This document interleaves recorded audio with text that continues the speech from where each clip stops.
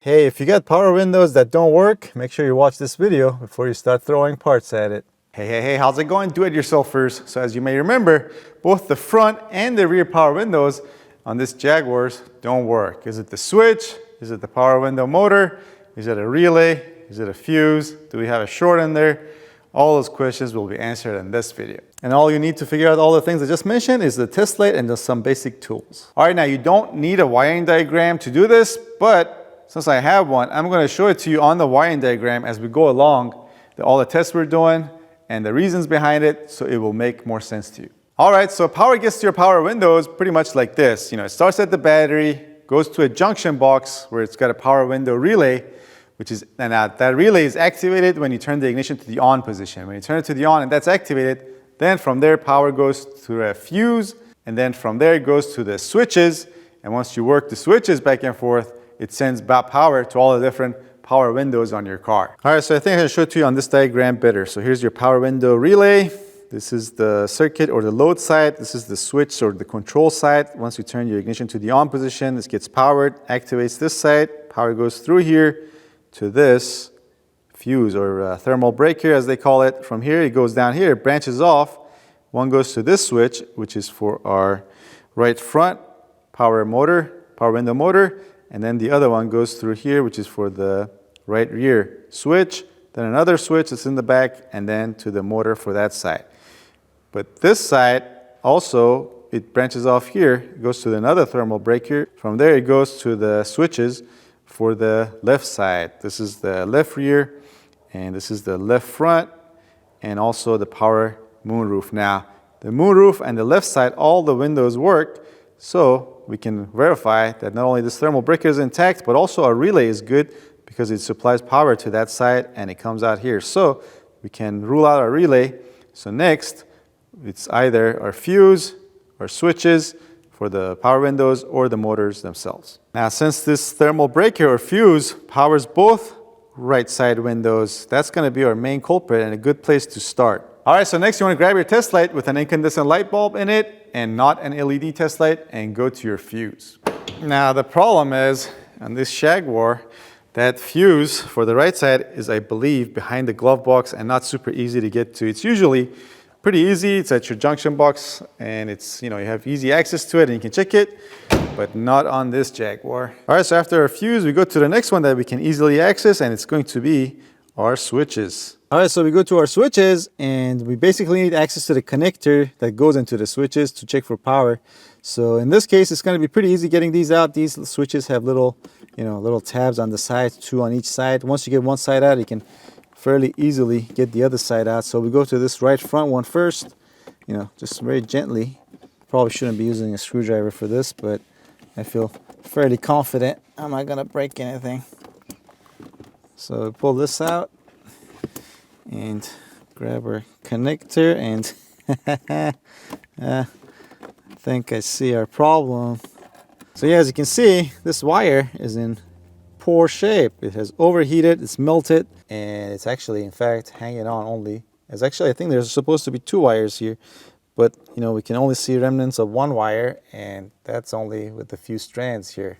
I was expecting a problem with our switches. In fact, it still might be our problem. What happens is the contacts inside these switches, they wear out. I believe it's due to the arcing that happens with these switches get activated, and then they develop, burn spots on the contact surface. Now, what could have happened here is actually due to the arcing, those contacts may have actually fused together, and then overheated, burnt this wire, probably blown our fuse.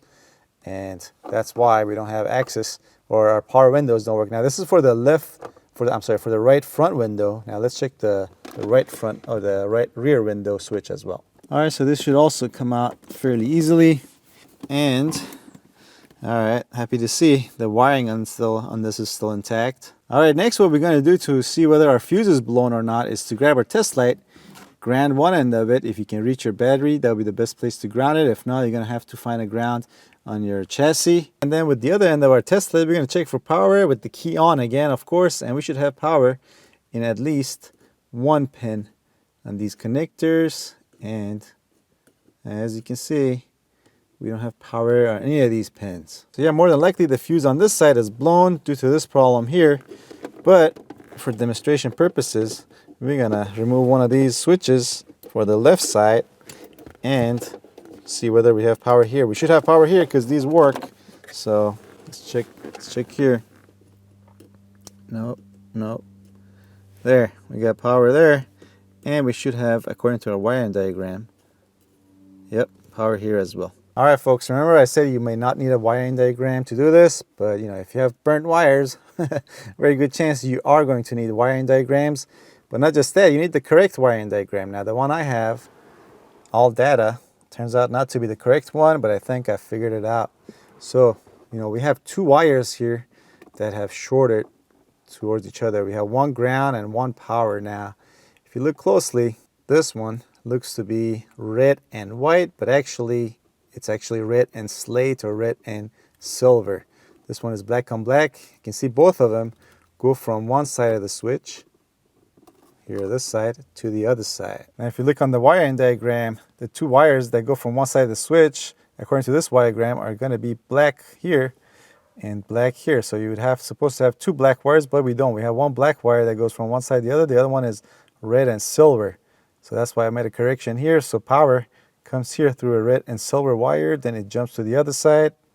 And then, you know, here we have a, what is that, a red and green, green and red. Now I've checked these are all there.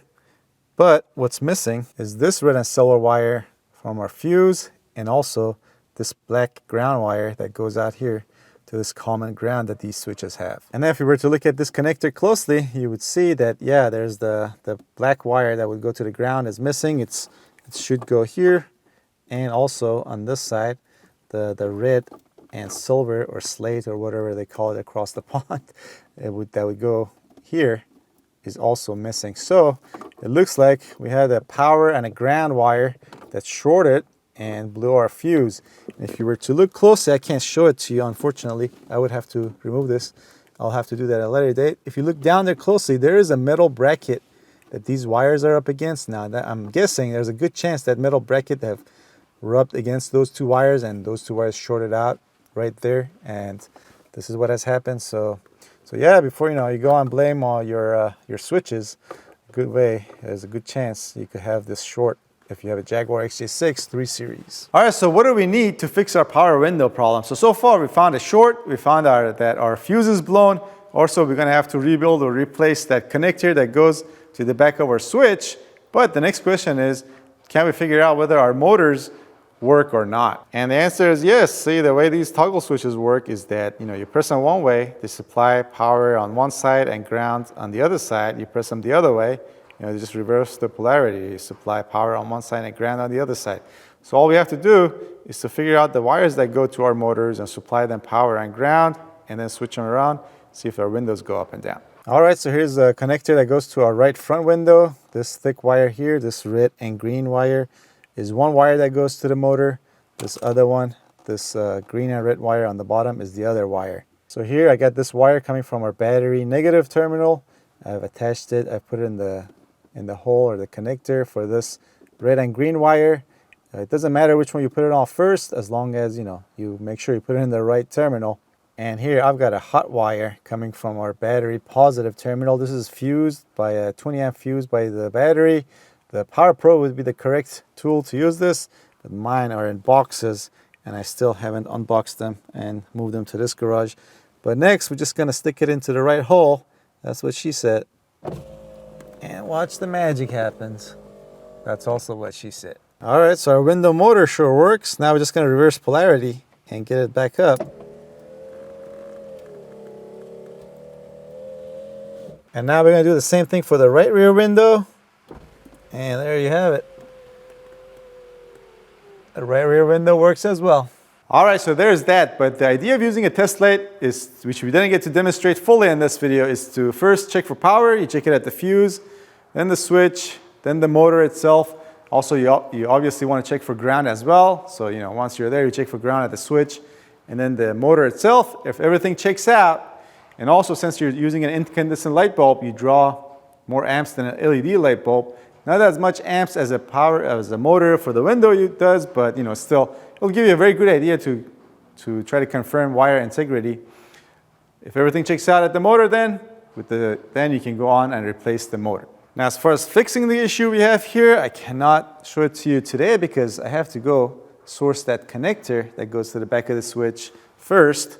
Then we'll fix those wires. I have to remove these covers at the center console, obviously. I'll also have to source that thermal circuit breaker that goes back there for these windows. But hey, fear none, that'll be in the future. And in the meantime, if you like me working on this Jaguar, I really recommend you hit that bell notification because I'm still getting messages and comments from people saying, hey, welcome back, Ratchets and Wrenches.